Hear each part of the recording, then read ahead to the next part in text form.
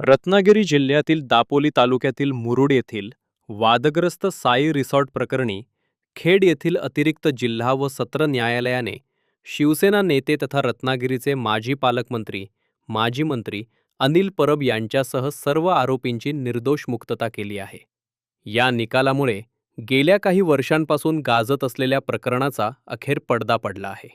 गेल्या 2 ते 3 वर्षांपासून हे प्रकरण राज्यभर गाजत होते. भाजप नेते किरीट सोमय्या यांनी देखील अनिल परब यांच्यावर या प्रकरणावरून जोरदार राजकीय टीका केली होती. सरकार पक्षाने इमारत पूर्ण नसताना कर आकारणी, स्टॅम्प शुल्क टाळणे, CRZ क्षेत्रात बांधकाम, बनावट सह्या आणि खोट्या कागदपत्रांच्या आधारे वीज मीटर घेतल्याचे आरोप केले होते. तसेच या प्रकरणात तत्कालीन उपविभागीय प्रांताधिकारी, महसूल अधिकारी आणि मुरुड येथील सरपंच यांच्यावर भारतीय दंड विधानातील विविध कलमांखाली तसेच भ्रष्टाचार प्रतिबंधक कायद्याअंतर्गत गुन्हा दाखल करण्यात आला होता. यामध्ये अनिल परब यांचे देखील नाव होते.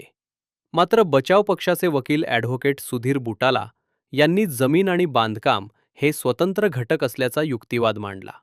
न्यायालयाने हा युक्तिवाद मान्य करत पुराव्याअभावी सर्व आरोपींची निर्दोष मुक्तता केली.